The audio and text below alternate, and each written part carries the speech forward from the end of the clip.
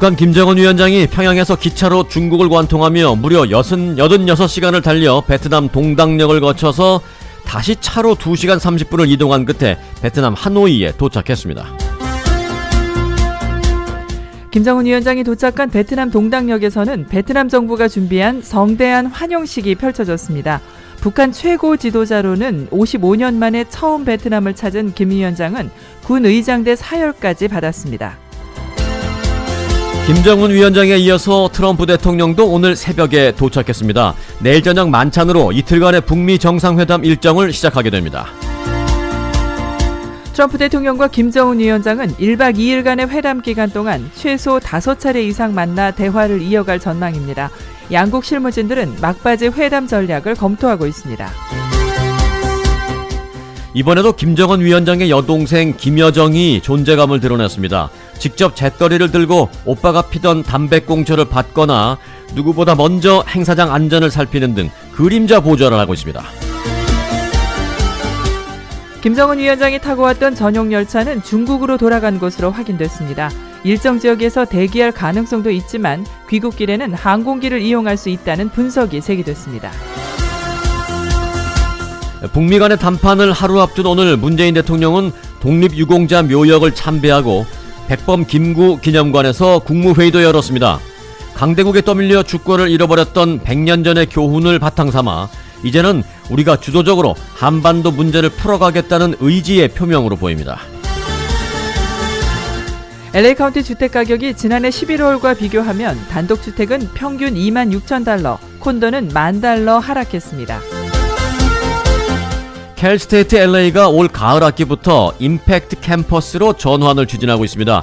임팩트 캠퍼스란 지원서가 집중적으로 몰리는 캠퍼스라는 뜻으로 경쟁률이 높은 만큼 지원 요건이 까다로워지게 됩니다. 한인들도 많이 이용하는 시타델 아울렛이 대대적인 확장을 계획하고 있습니다. 모두 3개 구역으로 나뉘어 개발되는데 3개 호텔 건립과 각 구역을 연결하는 모노레일 시스템도 설치될 예정입니다. LA 한인타운 8가와 베란더 스트리트 코너 구 전원 식당 부지에 7층짜리 주상복합 건물의 공사가 최근 본격적으로 시작되었습니다. 시애틀의 에드먼즈 커뮤니티 컬리지에서 유학 중인 18살 한인 김주헌 군이 지난 13일 홈스테이를 하던 리누드 지역의 집에서 사라진 뒤 연락이 되지 않고 2주째 실종돼 경찰이 수색에 나섰습니다.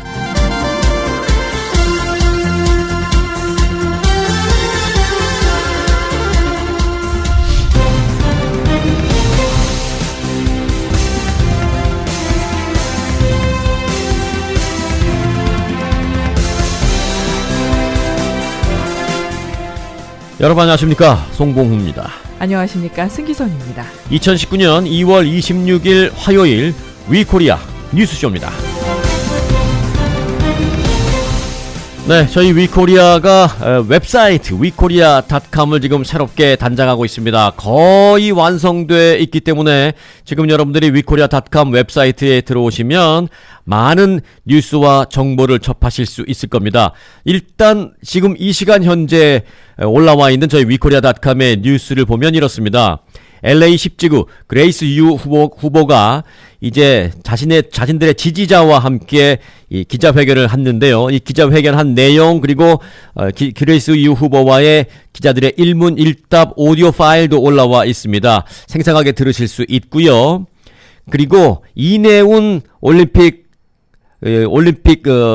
회장이 있죠. 이내운 회장 올림픽 라이온스 클럽 입니다. LA에 있는 올림픽 라이온스 클럽 이내운 회장이 한국에 가서 자랑스러운 충청인 대상을 받았다라는 소식도 커다란 멋진 사진과 함께 기사도 나와 있고, 그 외에 미국 법원 남성만 징병 능력은 위헌이다.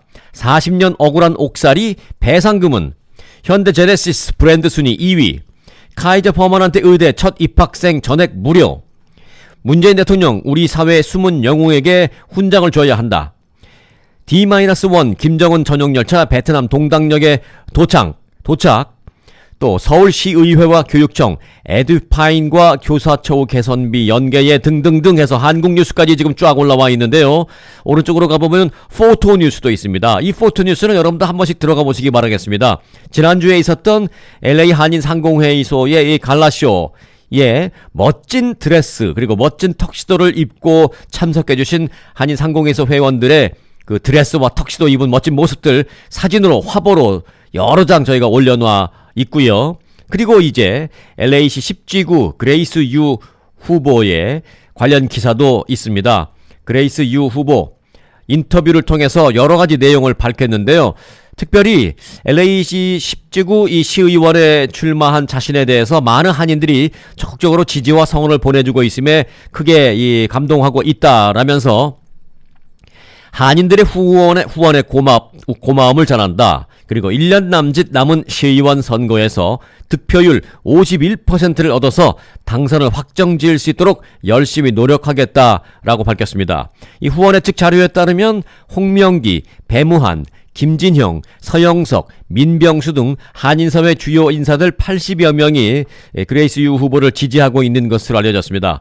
저희 홍재식 기자를 비롯해서 타운의 기자들이 여러 질문을 했는데요. 일단 당선될 경우에 어떤 아젠다를 꺼낼 것인가 또 해결할 것인가라는 질문도 있었고 다른 지역구처럼 10지구에서도 한인 또는 타인종까지 후보 단일화가 가능할지에 대한 걱정을 질문도 있었습니다. 거기에 대한 답변도 했는데요. 그 외에 그레이스 유 후보 자신을 지지하는 인사들과 그룹들은 어디인가라는 질문에 대한 답변도 했습니다. 자, 그럼 이 시간 특별히 위코리아 특집 인터뷰 LA시 10지구 그레이스 유 후보와 각 기자들 간의 일문일답 인터뷰 내용을 잠시 전해드립니다.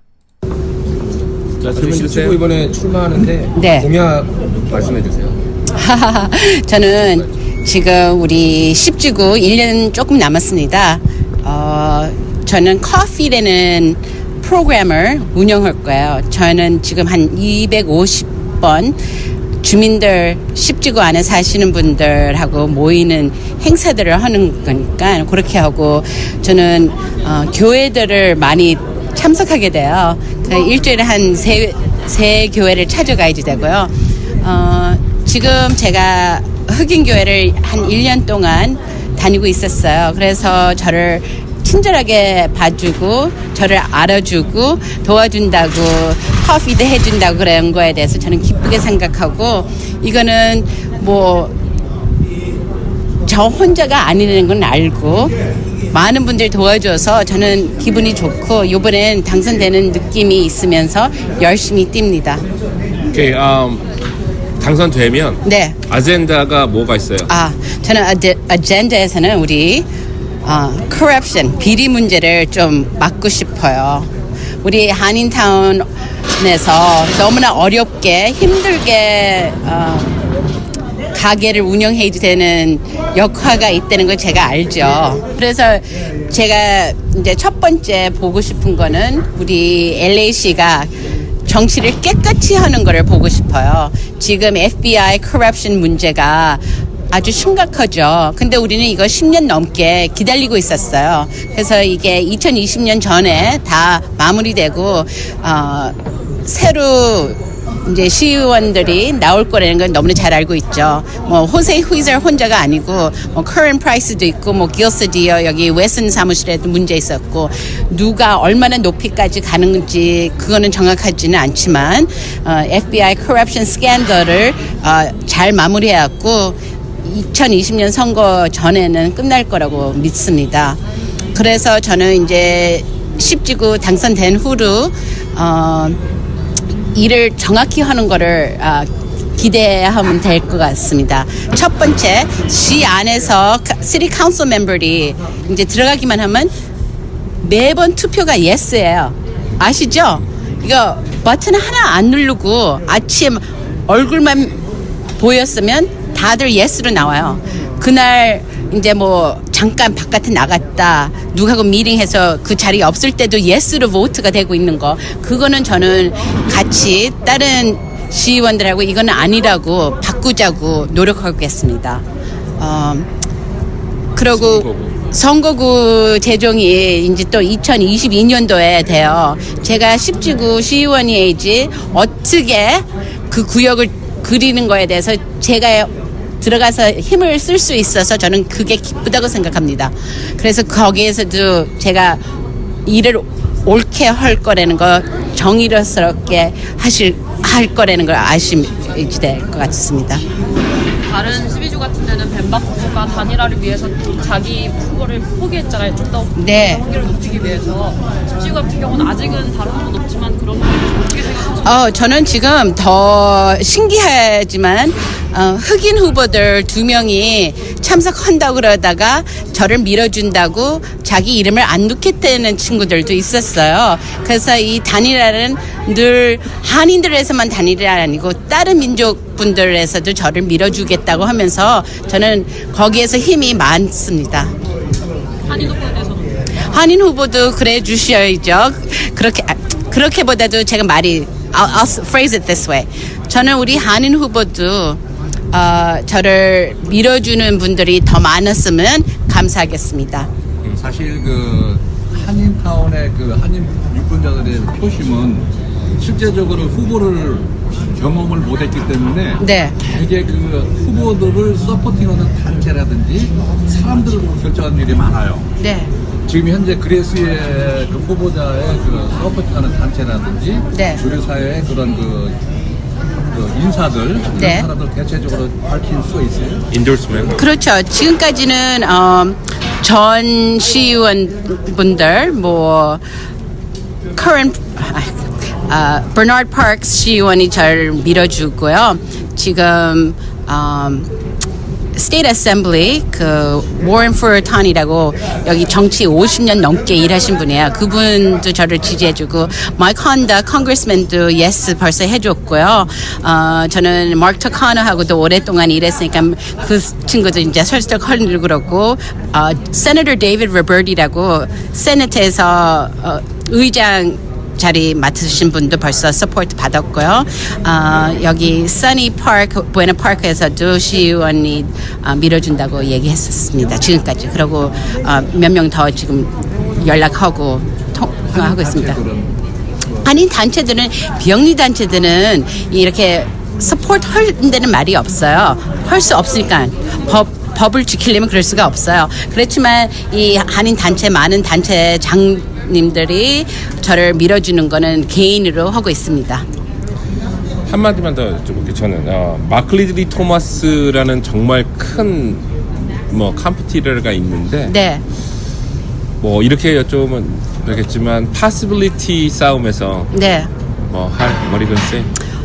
저는 마크 릴리 토마스하고 싸운다는 것보다도 지금 새로운 미래를 사람들이 기대하고 있습니다. 그 25년, 30년 동안 정치한 분은 손이 깨끗이 않다고 판단하는 사람들이 많아요. 지금은 이제 미투 문제서부터 이 비리 문제가 너무나 심각해져 갖고 다 깨끗한 거를 찾습니다. 그리고 여자 후보들이 인기예요. 그래서 저는 2020년도에 좋은 결과 나오는 거 기다립니다. 10지구를 보면은 그 인구 분포도가 흑인이 52%. 아닙니다. 많이 벌써 바뀌어졌어요. 지금 2019년 현재로 10지구 안에 유권자들은 이제 39% 안 돼요. 흑인들이. 그리고 라티노가 거의 28%고 백인이 22%고 아시안이 12%예요. 허나 그 39%하고 22% 흑인 백인이잖아요. 백인이 투표율이 더 높습니다. 그리고 라티노 28하고 아시안 12%인데 아시안들이 라티노보다 투표를 더 많이 합니다. 그렇게 돼 있어요. 백인 유권자도 공략하고 그러시겠다. 네. 그리고 저는 아시안 워맨이에서 그냥 사랑 많이 받게 돼 있어요. 그거 되게 위험한 그렇게 돼 있어요. 오케이. 흑인 유권자 그 타겟으로 이렇게 캠페인을 너무 열심히 하고 있는. 그럼요. 저는 투표를 제일 많이 하는 사람들, high frequency voters를 찾으면서 그분들을 설득해야 되는 건 제가 잘 알죠. 그래서 그분들 많이 만나는 개혁을 시작해요. 한인 커뮤니티에 대해서 뭐 협절점이라든지 뭐 말씀을 드리시면 많이. 네. 저는 우리 10주구에 사는 한인들 아니면 10주구에 안 살지만 뭐 친척 먼 친척이어도 가까운 친구든 누구든 10주구에 사는 분들은 다들 꼭 유권자 등록하고 우편 투표로 투표하면 저의 10주구 되는 거에 대해서 큰 도움이 됩니다. 한마디만 더 여쭤볼게요. 아까 그 LA 시티 카운슬 커럽션 문제를 짚었는데 네. 제가 봤을 때 한인 코리안 커뮤니티 커럽션에서는 그렇게 크게 뭐 이렇게 깨끗하다고는 얘기를 못할 것 같다는 생각이 들어요.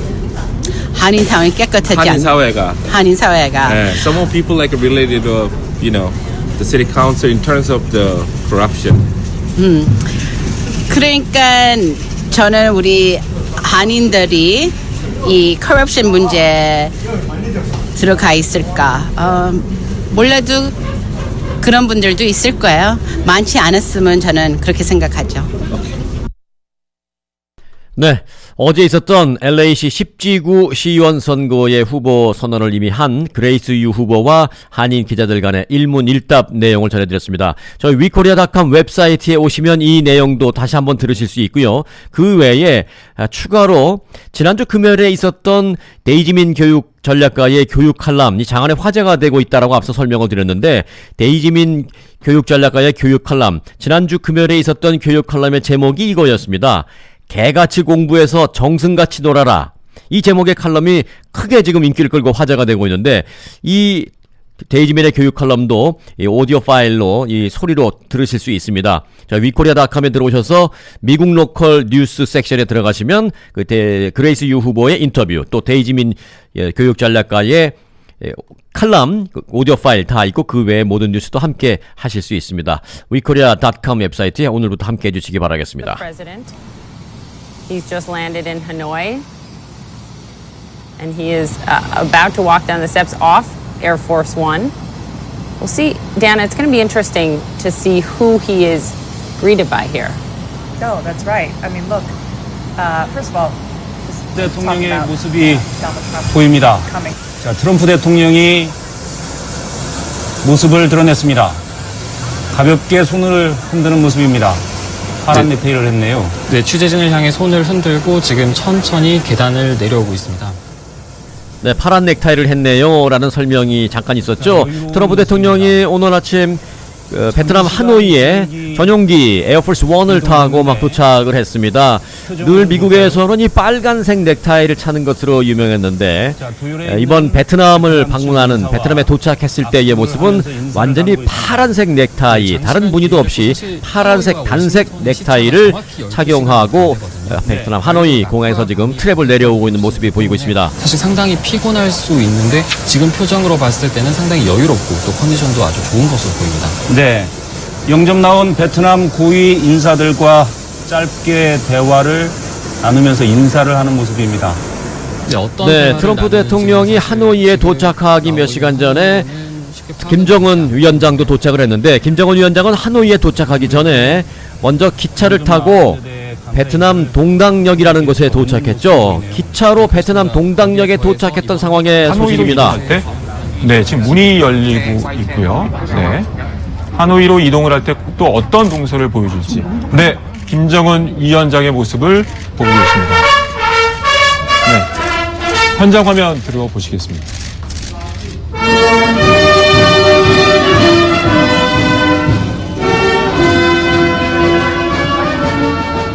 네, 베트남 동당역 열차에서 레드카펫을 밟고 내려오니까 베트남 측 고위급 인사들이 영접을 하고 있습니다.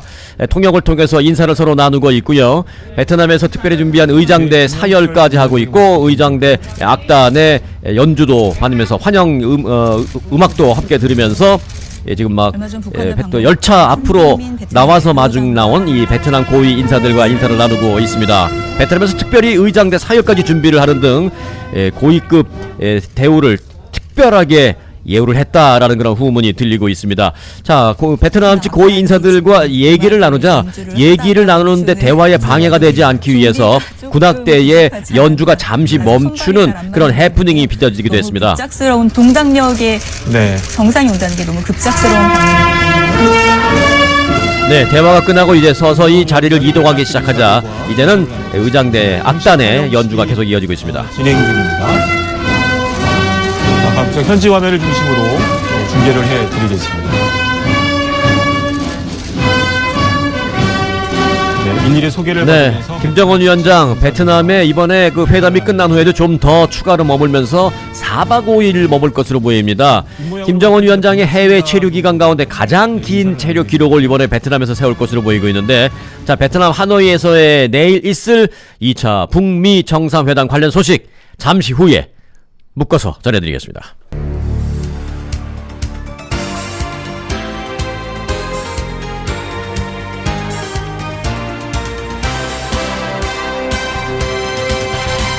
(2019년 2월 26일) 화요일 위코리아 뉴스쇼 함께하고 계십니다.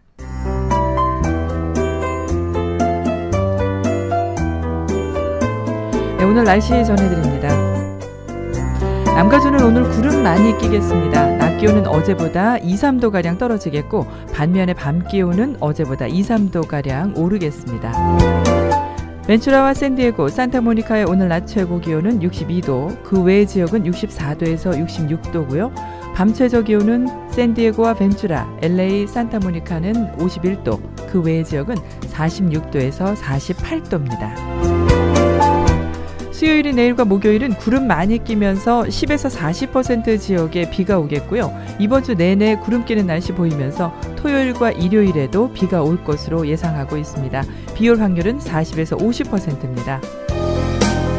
그리고 기온도 4~5도 안팎으로 오르내릴 것으로 내다보고 있습니다. LA의 오늘 낮 최고 기온은 66도, 수요일 63도, 목요일 65도, 토요일 61도입니다. 지금까지 날씨였습니다.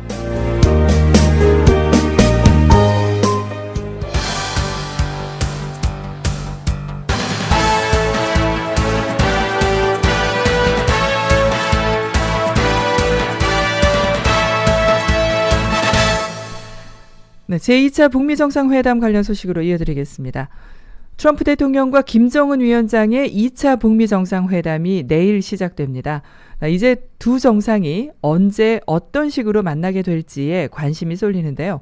양국 정상은 최소 5차례 만나서 대화를 이어갈 것으로 보입니다. 하노이 2차 북미 정상회담은 내일 저녁 두 정상 간의 1대1 만남으로 시작됩니다. 미 백악관 대변인은 트럼프 대통령이 내일 저녁 김정은 위원장과 간단한 단독회담 및 환담에 이어 친교 만찬을 갖는다고 밝혔습니다. 두 정상이 함께 저녁 식사를 하는 건 이번이 처음입니다. 만찬 장소로는 하노이 오페라 하우스가 유력합니다. 삼엄한 경호 속에 공연이 열릴 것이라는 말도 있어 두 정상이 문화 공연을 함께 관람할 수 있다는 관측도 나옵니다.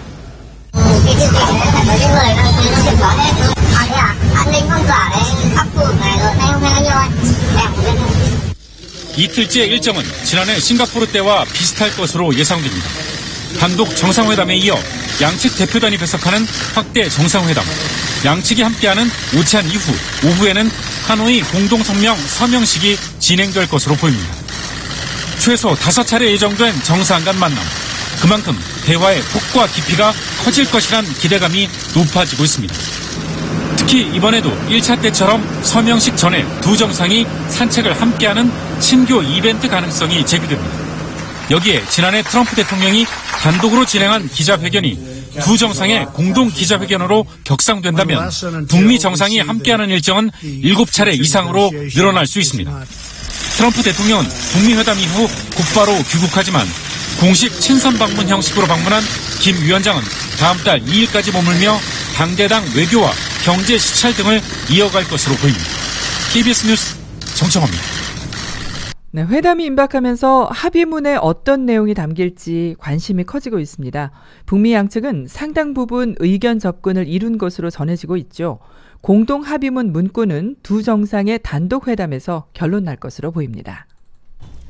하노이 선언문엔 지난해 싱가포르 합의 사항을 더 구체화한 내용이 담길 전망입니다. 가장 중요한 한반도 비핵화 부분입니다. 북한이 영변 핵시설을 폐기할 경우 미국이 제재를 어디까지 풀어주고 또 체제를 보장해 주느냐가 핵심입니다. 합의문에 영변을 포함한 핵물질 생산시설 전체, 그러니까 미래 핵을 포기한다는 내용이 담길 수 있습니다.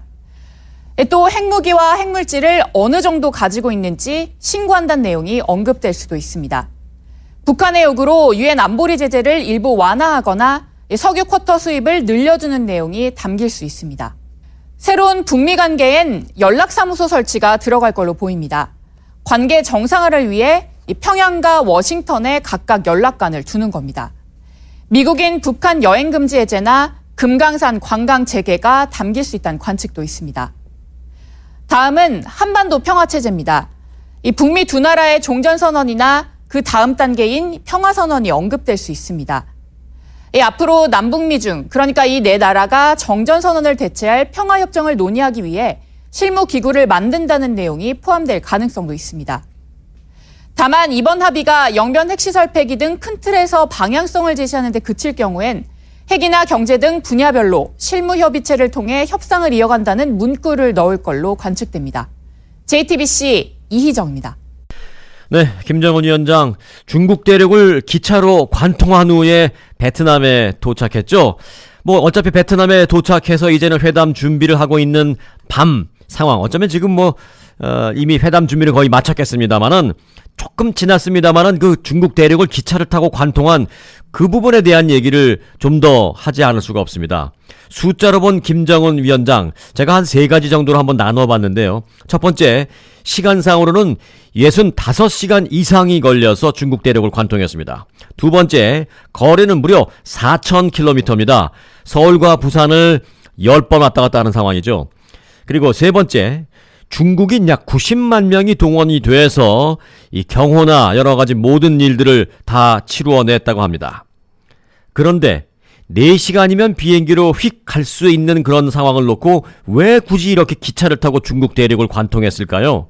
또 중국은 90만 명이 되는 그 주민들의 불편이 뻔한데도 철로를 왜 내주었을까요?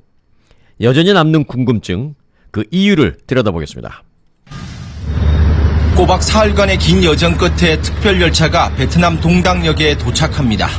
23일 오후 평양을 출발해 중국 대륙을 사실상 종단한 4,000km 대장정 65시간이나 걸렸습니다. 4시간이면 가는 비행기를 왜 마다했을까? 선대의 자취 따라 정통성을 과시하고 뒷배 중국을 보여주는 포석이라는 해석이 지배적입니다. 이유야 어찌됐든 이번 여정으로 김 위원장은 오랫동안 자리를 비워도 체제에는 문제가 없다는 걸 보여주는 효과는 챙길 듯합니다. 열차가 지날 때마다 다리 아래 도로도 모두 차단합니다. 양을 키우는 목동이라고 해서 예외가 아닙니다. 중국 당국의 지나칠 정도의 경호에 시민들은 불만을 쏟아냈습니다. 춘절 특별 운송기간인데다 학교 개학까지 겹쳐 불편이 더 컸습니다. 越南朝方专列过境中国赴越南出席第2次朝美首脑会晤，提供了交通保障。 중국은 또 왜 이런 불편을 감수했을까? 전통 우방 관계에서 북한 요청을 거절하기 어려웠다. 또 중국 역시 북한 핵 문제는 풀어야 할 숙제라는 해석이 많습니다. 트럼프 대통령도 북미 회담에 시진핑 주석의 도움이 컸다고 밝히기도 했습니다. 김정은 위원장이 회담을 마치고 중국 경제 시찰을 하면서 돌아가는 것 아니냐 이런저런 말이 많지만 이곳에선 다음 달 중국 연중 최대 정치 행사 양회가 열리기 때문에 베이징으로 직행해 시진핑 주석만 만나고 귀국할 것이라는 관측이 지배적입니다. 베이징에서 KBS 뉴스 안양봉입니다. 네, 앞서 말씀드렸습니다마는 김정은 위원장은 비행기로 4시간이면 갈 거리를 65시간 넘게 2박 3일 동안 기차를 타고 베트남에 도착을 했습니다. 그만큼 자신의 전용 열차 1호 열차에 대한 애착도 있다라고 볼 수 있을 텐데요. 그러면 김정은 위원장의 그 전용 열차는 내부가 어떻게 생겼을까요? 구석구석을 좀 알아보겠습니다. 평양을 떠나 베트남으로 향하는 김정은 위원장이 전용 열차에 올라 손을 흔듭니다. 김 위원장 뒤로 객차에 재원이 눈에 띕니다. 한 양의 길이는 24.4m, KTX 객차보다는 길고 새마을호와 비슷합니다. 객차의 무게는 57톤, 새마을호보다 10여 톤 더 나가는데 각종 설비가 추가됐기 때문으로 보입니다. 하중이 3.6톤이라는 건 몸무게 60kg인 성인 60명을 태울 수 있다는 뜻입니다. 객차 상단에는 통신 장비로 추정되는 안테나가 보입니다. 객차 내부 집무실에는 푹신한 소파가 줄지어 설치되어 있고 벽걸이 TV와 통신 장비도 있습니다. 철저한 보안은 기본, 객차 아래에는 두꺼운 철판을 덧대 폭발의 충격을 견딜 수 있도록 했습니다. 김일성 주석을 시작으로 북한의 지도자들은 대대로 전용 열차를 집무실로 꾸며 애용해왔습니다. 김정일 위원장 당시 기록을 보면 노래방 기기에 와인, 고급 음식을 열차 내에서 즐길 수 있었다고 적혀 있습니다. 김일성이나 김정일이나 김정은도 이동의 안전성, 그다음에 안정성, 정시성, 쾌적성 이런 것이 철도만 하는 게 없기 때문에 그런 거죠. 다만 전용 열차가 북한 국경을 넘어서면 신호체계 변경 등의 이유로 기관차를 교체해야 합니다. 이에 따라 이번에도 중국 땅에 들어서면서부터 중국의 둥펑 기관차가 전용 열차를 이끌었습니다. 다만 핑샹을 지날 때와 동당역에 도착할 때 기관차 색깔이 달라진 것을 감안할 때 도중에 기관차가 교체됐고 이 때문에 도착도 1시간 정도 늦어진 것으로 보입니다. KBS 뉴스 이철호입니다. 네, 이번에도 김정은 국무위원장의 동생 김여정은 김 위원장 곁에서 존재감을 드러냈습니다. 김정은 위원장이 열차에서 내리기 전에도 가장 먼저 나와서 바깥 상황을 살폈는데요. 직접 재떨이를 들고 오빠가 피던 담배꽁초를 받거나 누구보다 먼저 행사장 안전을 살피는 등 이른바 김 위원장의 철통 경호에 분주한 모습이었습니다. 어둠이 짙게 깔린 승강장에 멈춰선 기차 주변으로 김정은 위원장의 모습이 보입니다. 수행원들과 얘기를 나누는 김 위원장. 현송월 삼지연 관현악단장도 단원들로 추정되는 인물들과 대화를 나눕니다.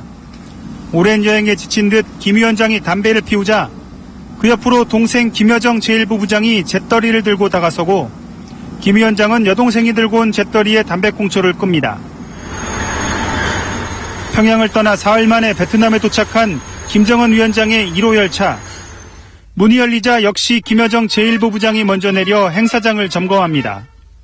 이렇듯 베트남 방문에서도 김여정 제1부 부장은 또다시 오빠인 김정은 위원장 곁을 지키며 존재감을 과시했습니다. 김 위원장과 관련된 일이라면 자신보다 서열이 높고 연로한 당 간부들을 거리낌 없이 앞서갑니다. 김여정 제1부 부장은 평양을 떠날 때도 김 위원장과 같은 차에서 내리는 등 밀착 의전을 수행했습니다.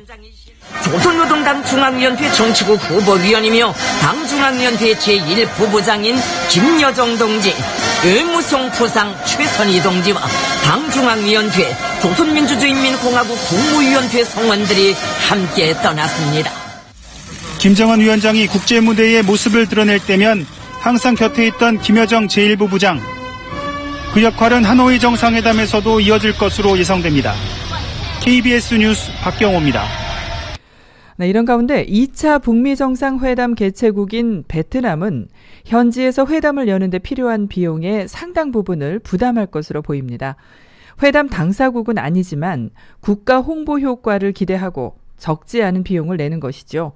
실제로 지난해 싱가포르에서 개최된 1차 정상회담에 비춰봤을 때 가격 대비 성능, 이른바 가성비를 고려하면 손해보다 이익이 더 클 수 있다는 분석입니다. 지난 1차 북미 정상회담에서 싱가포르 정부가 부담한 비용은 약 133억 원입니다. 당시 김정은 위원장이 묵은 세인트 리지스 호텔의 숙박료와 전 세계 취재진 지원 비용 등을 모두 합한 금액입니다.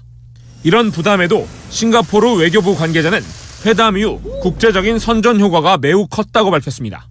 미디어 정보 분석 회사인 멜트워터는 싱가포르가 북미 정상회담 개최로 약 6,300억 원에 달하는 광고 효과를 누렸다는 분석을 내놓기도 했습니다. 개최 비용의 40배가 넘는 경제적 이득을 봤던 겁니다. 이번 2차 북미 정상회담에 드는 비용 역시 개최국인 베트남이 상당 부분 부담할 것으로 보입니다. 김 위원장과 북한 대표단의 체류비와 경비비, 교통통제 등 치안 유지 비용이 포함될 것으로 예상됩니다. 지난해 싱가포르 회담과 마찬가지로 국가 홍보 효과를 노린 결정입니다. 베트남 문화체육관광부의 고위 관계자도 그런 기대감을 숨기지 않았습니다. 해당 관계자는 한 외국 언론과의 인터뷰에서 이번 정상회담 개최는 베트남이 매력적이고 안전한 여행지이자 투자처라는 것을 알릴 수 있는 좋은 기회라고 말했습니다. 남해 잔치에 집을 빌려주는 모양새지만 경제문화적 파급력 등을 고려하면 오히려 남는 장사라는 분석입니다. JTBC 박준우입니다. 한편 김정은 위원장이 머물게 될 하노이 멜리아 호텔에 대한 관심도 뜨거웠습니다. 이른 아침부터 환영 인파로 붐벼서 호텔 일대 보안이 크게 강화됐습니다. 김 위원장은 이 호텔에서 가장 넓은 스위트룸에 짐을 푼 것으로 전해집니다. 하노이 시내가 한눈에 들어오는 꼭대기층입니다. 하노이 멜리아 호텔 스위트룸입니다. 널찍한 침실과 욕실이 눈에 띕니다. 하얀 커튼을 열면 하노이 시내가 한눈에 들어옵니다. 호텔 직원들이 김 위원장의 방문을 앞두고 방 곳곳을 청소하는 모습입니다. 일반 객실 2-3개를 합친 크기로 이 호텔에서 가장 넓은 방입니다. 바와 응접실도 갖추고 있습니다. 김 위원장은 북미 회담 기간에 이곳에 머물며 휴식을 취할 예정으로 알려졌습니다. 호텔 앞은 김 위원장 환영 인파로 종일 붐볐습니다. 이른 아침부터 김 위원장을 기다린 시민들은 저마다 휴대폰에 역사적인 순간을 담았습니다. 김 위원장이 호텔에 도착한 당시엔 투숙객들조차 방에서 나오지 못하게 통제할 정도로 보안이 강화됐습니다. 호텔 앞 도로는 전면 통제됐고 좌우 수십 미터 일대가 철제 펜스로 가로막혔습니다. 근처 식당은 보안 문제를 이유로 이번 주 장사를 쉰다는 안내문을 내걸기도 했습니다. 회담장이 꾸려진 메트로폴 호텔과 차로 10분 거리에 있는 김 위원장 숙소 일대는 기대감과 긴장감이 엇갈리고 있습니다. JTBC 임지수입니다.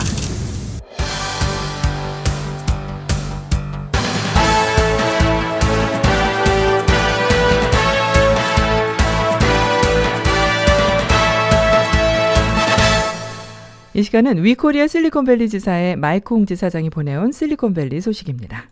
미래 자동차를 누가 짊어지고 갈 것인지에 대해 전기 자동차의 지존 테슬라와 수소자동차 업계의 신성, 도요타 현대 등의 경쟁이 치열합니다. 테슬라의 공동 설립자이자 CEO인 일론 머스크는 최근 블룸버그와의 인터뷰에서 수소연료 전지를 어리석은 짓이라고 비난해 눈길을 끌었습니다. 그는 그 기술에 대해 바보 같은 세포나 쓰레기라고 부르며 원색적인 비난을 퍼부었습니다. 이에 대해 글로벌 자동차 2만 1000여 명을 대상으로 한 조사에서는 수소연료 전지 기술은 궁극적으로 배터리로 구동되는 전기자동차보다 성능이 우수할 것이라는 내용이 발표돼 전기와 수소자동차와의 대결이 불가피해졌습니다. 먼저 수소자동차를 향한 일론 머스크의 비난을 살펴봅니다.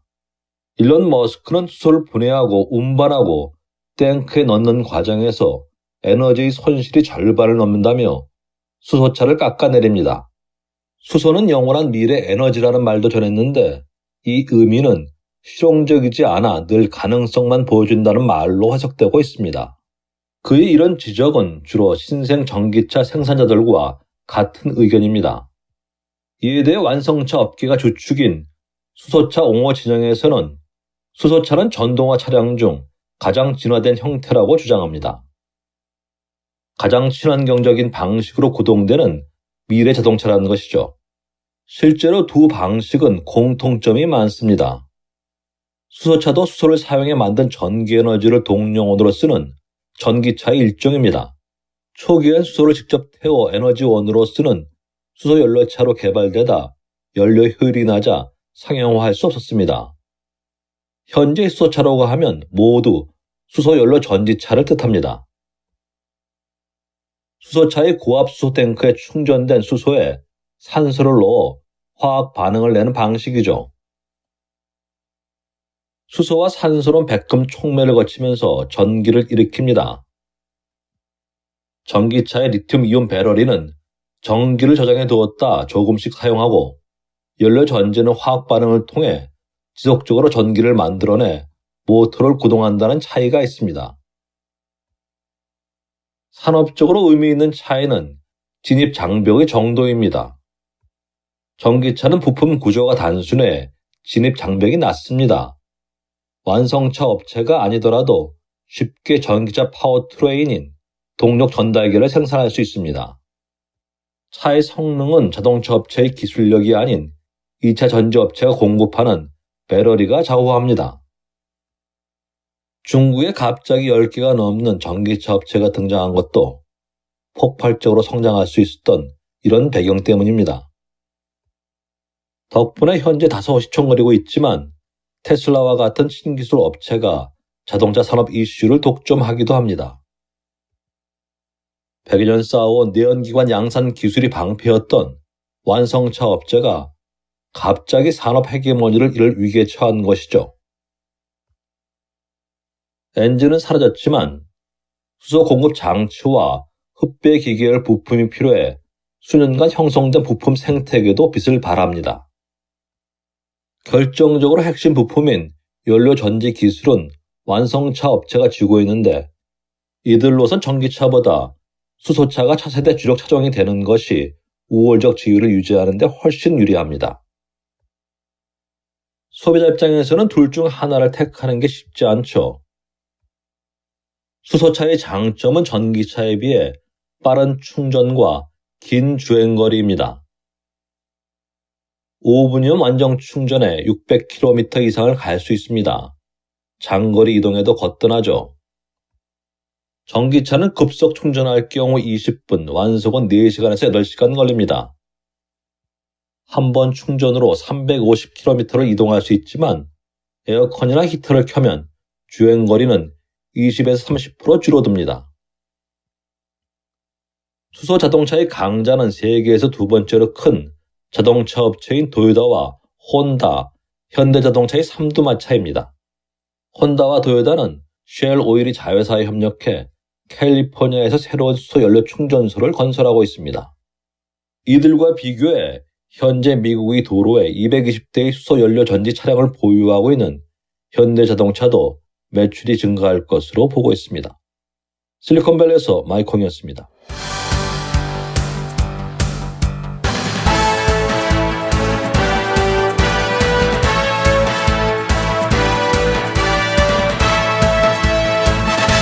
후에 돌아옵니다. You've probably been blown around by those strong, gusty winds, but they're not only wreaking havoc here in our area. Check this video out from Ontario, Canada. The extremely cold temperatures combined with the strong winds caused ice to blow from the Niagara River over a retaining wall and then onto a busy highway. 네, 엄청나게 추운 미국과 캐나다의 접경지역 나야가라 폴, 나야가라 폭포 인근인데요. 아이스가 쏟아져 들어온다는 얘기 잠깐 전에 들으셨죠? 아이스가 쏟아져 들어온다. 파도가 치는 게 아니라 아이스가 쓰나미처럼 해안가로 밀려들고 있습니다. Niagara Parks Police Service, Niagara River over a retaining wall and then onto a busy highway. Combined with the strong winds caused ice to blow from the Niagara River. 네, 아이스가 blow한다 from Niagara River. 아이스가 나야가라 폭포에서부터 날라 밀려 들어오고 있다라는 소위 아이스 쓰나미가 지금 문제가 되고 있습니다. 강추위로 얼어붙었던 미국 5대호 일원 그리고 나야가라 폭포 일대에 얼음벽이 밀려오면서 주민들이 대피하는 소동이 일고 있습니다. 평소 같으면 잔잔하게 파도가 칠 터인데 파도가 아니라 얼음 덩어리들이 계속해서 밀려오면서 쌓이고 또 쌓이고 또 그렇게 벽 높이 이상으로 쌓인 얼음 덩어리가 해안 안쪽으로 밀려 들어오는 소위 아이스 쓰나미가 일고 있습니다. 시속 100km가 넘는 강풍까지 몰아치면서 이 떠다니던 얼음 덩어리들이 높은 벽을 쌓은 채 해안 안가로 밀려 들어온 것입니다. 후버비치 일대 주민들에게 바로 대피 권고가 내려졌고 캐나다 리버 파크웨이 등에는 통행 금지령이 내려졌습니다. 얼마나 추운지를 알 수 있는 상황이 연출되고 있습니다. Police Service posted this video onto Facebook asking drivers to be cautious of what almost looks like a small avalanche. Doesn't matter what you are or who you are, the wind will blow you over today. It's been that kind of day. 유명 탤런트 손지창 씨가 전기차 업체 테슬라를 상대로 제기한 소송 관련 히어링 공청회가 진행될 예정이어서 주목됩니다. 손 씨의 법률 대리인에 따르면 테슬라 측은 소송이 접수된 산타아나 연방지법에 손 씨 측의 주장 일부를 제외해 줄 것을 요구하는 모션을 제기했으며 4월 1일로 히어링이 잡혀 있습니다. 테슬라 측 법률 대리인인 샤리스 렉스 피세는 원고인 손 씨 측이 제시한 요구사항 중에 거짓 광고, 보증 결함, 중상, 명예훼손에 관해서는 기각해 줄 것을 법원에 요청하고 있습니다. 손 씨는 지난 2016년 9월 오렌지 카운티의 집 차고에서 테슬라 모델 X의 아들을 태우고 귀가하다가 급발진 사고를 당했다며 그해 12월 30일 비슷한 사고를 당한 다른 원고 6명과 함께 피해보상 소송을 제기했습니다. 사고 당시 손 씨의 테슬라 차량은 거실 벽을 들이받고 멈췄고 동승했던 아들이 부상을 입은 것으로 알려졌습니다. 손 씨는 집단 소송에서 차량 결함 가능성과 허위 광고로 인한 부당이득 등 12개 항목에 걸쳐 테슬라가 소비자 권리를 침해했다며 보상을 요구했습니다. 하지만 이후 소송에서 다른 원고들이 테슬라 측과 합의를 보면서 손 씨는 지난해 12월 집단 소송을 취하하고 지난 1월 7일 개인 소송으로 전환했습니다.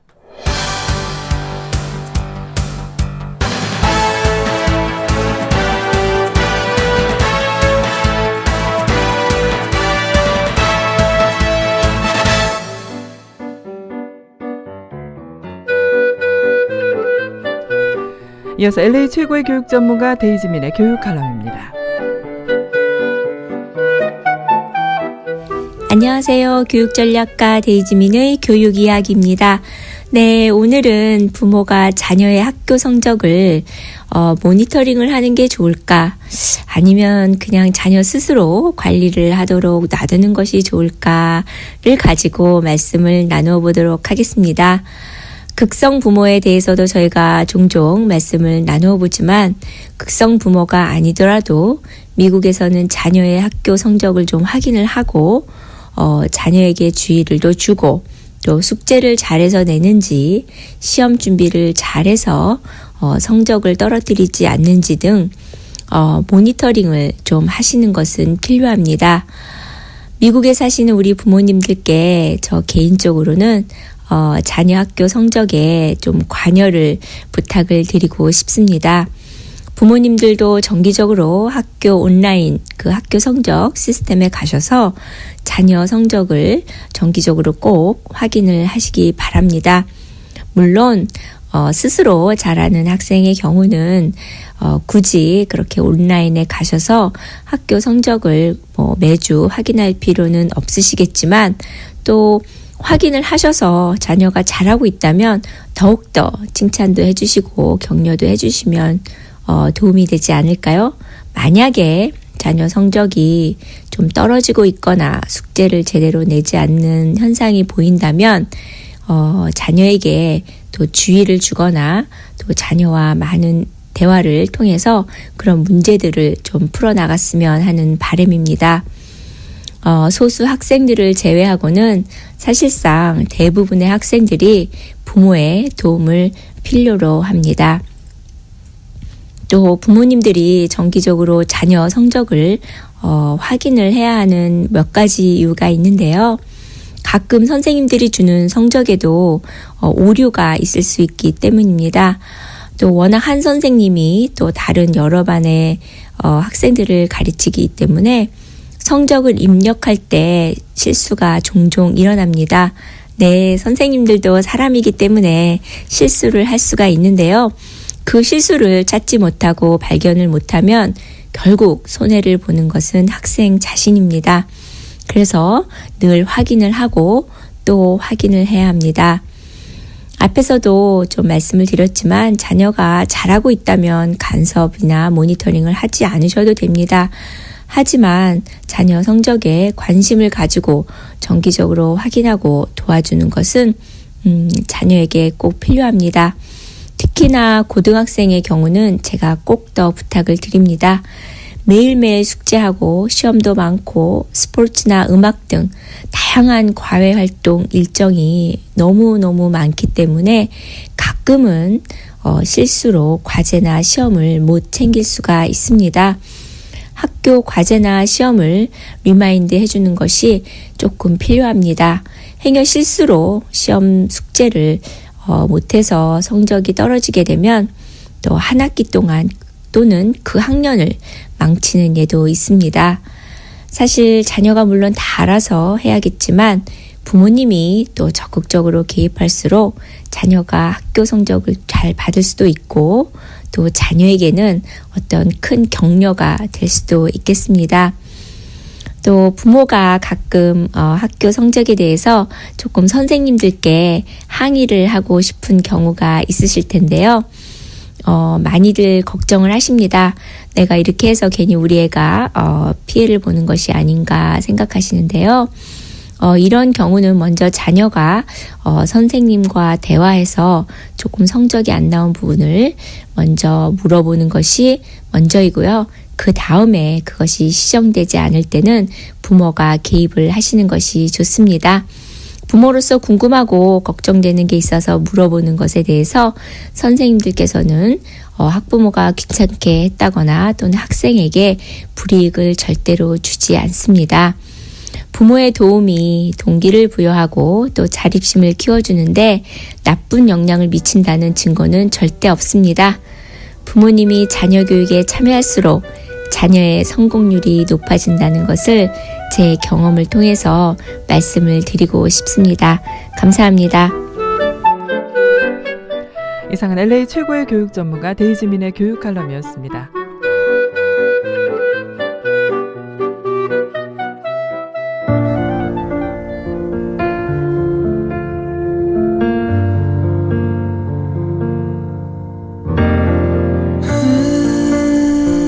네, 지금까지 진행의 승기선, 송봉우였습니다. 고맙습니다.